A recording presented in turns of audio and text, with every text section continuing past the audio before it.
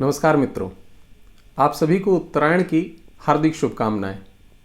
भारत में उत्तरायण एक बहुत ही महत्वपूर्ण पर्व के रूप में मनाया जाता है। इसी दिन मकर संक्रांति भी मनाई जाती है। इसका एक प्रमुख कारण यह है कि भारतीय ऋषियों को या प्राचीन भारतीय ज्ञान में यह ज्ञात था कि इस दिन से सूर्य उत्तर दिशा की ओर गमन करने लगता है या ऐसा गमन करता हुआ प्रतीत होता है एवं दिन बड़े होने लगते हैं, रातें छोटी होने लगती हैं। दूसरे शब्दों में हम कह सकते हैं कि प्रकाश ज़्यादा होने लगता है, अंधकार कम होने लगता है। और इसीलिए ये उत्तरायण के 6 माह हैं, यह आध्यात्मिक साधना के लिए भी बहुत महत्वपूर्ण माने गए हैं, क्योंकि ऐसा माना जाता है कि इन दिनों की गई आध्यात्मिक साधना हमें ज्ञान रूपी प्रकाश की ओर ले जाती है। हमारे ज्ञान रूपी प्रकाश में उत्तरोत्तर वृद्धि भी होती है।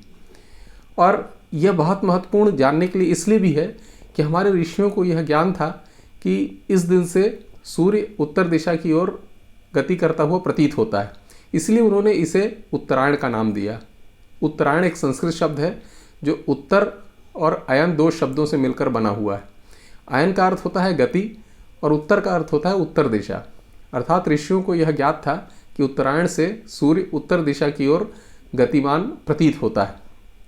मेरे बहुत सारे मित्रों एवं जो हमारे चैनल के सब्सक्राइबर मित्र हैं, उन्होंने कुछ दिनों से प्रश्न मुझसे पूछे हैं, कुछ जानकारी चाहिए है और उन्होंने जो शंका व्यक्त की है उनके अनुसार उन्होंने ऐसा देखा है कि जो अभी आधुनिक विज्ञान में जो हमारी जानकारी है उसमें यह कहा जाता है कि विंटर सोल्स्टाइस जो कि 21-22 दिसंबर को पड़ता है, तब से दिन बड़े होने लगते हैं एवं सूर्य उत्तर दिशा की ओर गतिमान हो जाता है या गतिमान प्रतीत होता है।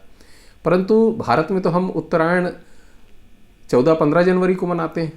तो यह अंतर क्यों है? हमारे यहाँ उत्तरायण 14-15 जनवरी को क्यों मनाया जाता है, जबकि आधुनिक विज्ञान के अनुसार तो 21-22 दिसंबर से ही दिन बड़े होने लगते हैं एवं सूर्य उत्तर दिशा की ओर गतिमान हो जाता है।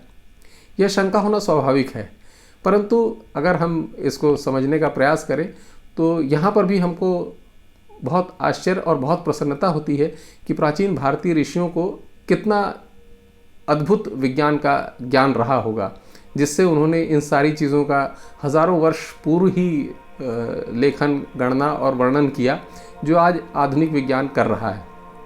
गणना में जो यह अंतर आता है, इसका प्रमुख कारण यह है कि भारतीय कैलेंडर्स जो हैं वो साइडेरियल ईयर को फॉलो करते हैं, जबकि जो 21-22 दिसंबर को उत्तरायण जो आता है वह ट्रॉपिकल कैलेंडर के अनुसार आता है।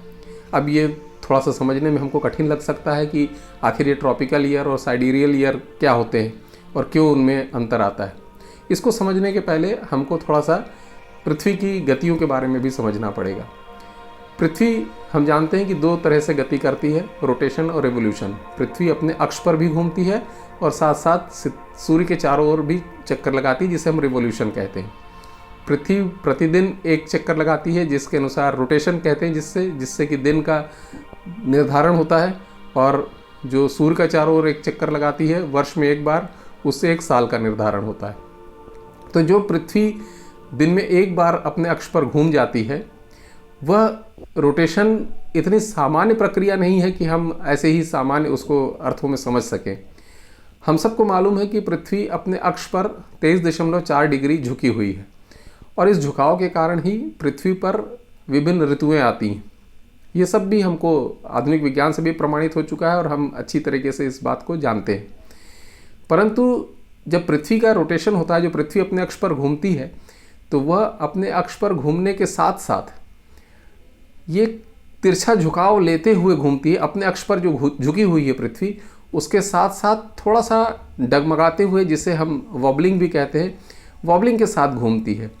और उस डगमगाहट के कारण अगर हम उस कैलकुलेशन को गणना में जोड़ते हैं, जो रोटेशन में परिवर्तन आता है, तो उस जोड़ के कारण जो समय का अंतर आ रहा है ट्रॉपिकल ईयर में और साइडेरियल ईयर में, वो उसी गति के कारण आता है। अब ये जो तिरछे अक्ष पर घुमाव के कारण जो डगमगाहट आ रही है, इसको हम ऐसे सामान्य तरीके से समझ नहीं पाते हैं। इसको समझने के लिए एक मैं आपको छोटे से उदाहरण से समझाता हूँ। आप सब ने बचपन में लट्टू जरूर चलाया होगा या चलाते हुए किसी को देखा होगा।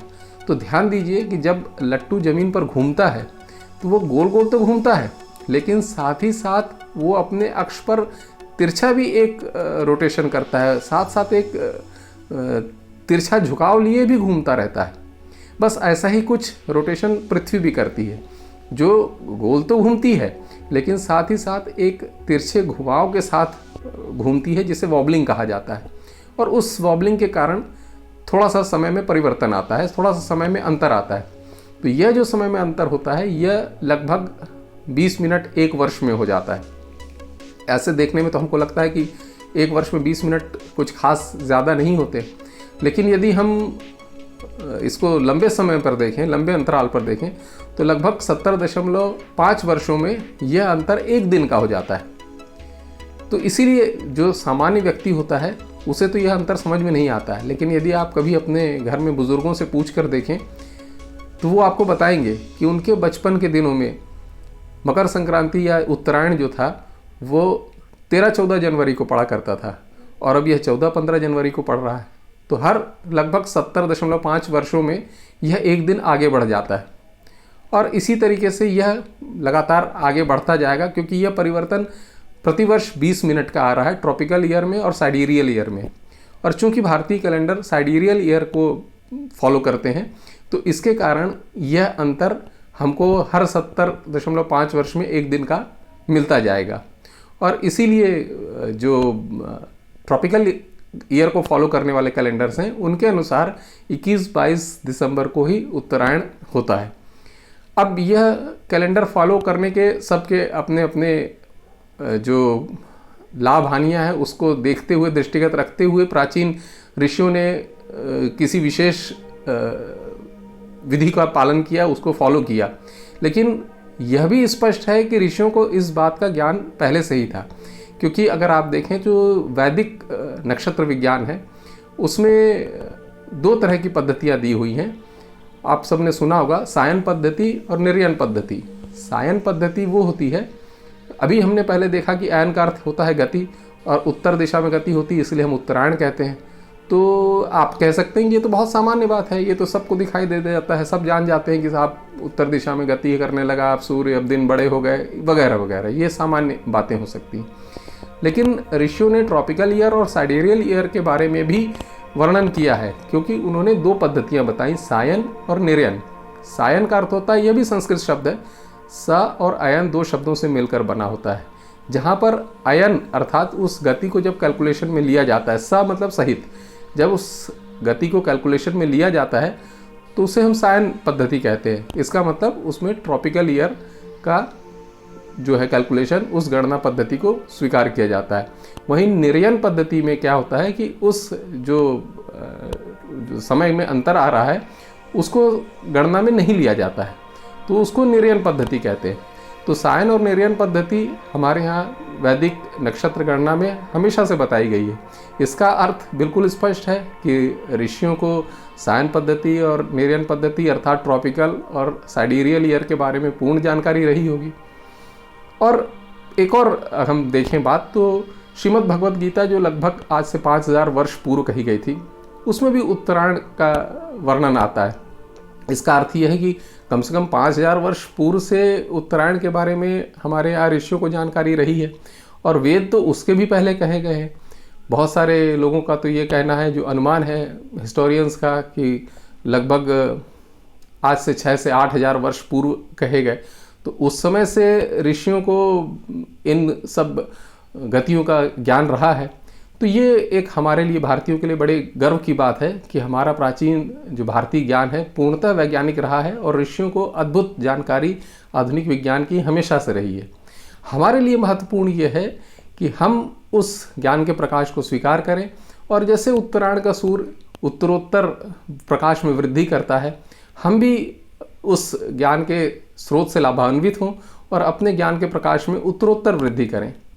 तो मैं आपको एक बार पुनः उत्तरायण की हार्दिक शुभकामनाएं देता हूं, बहुत बहुत बधाइयां देता हूं, और कामना करता हूं कि हम सब भी उत्तरायण के सूर्य की तरह से उत्तरोत्तर अपने ज्ञान के प्रकाश में वृद्धि करेंगे। धन्यवाद।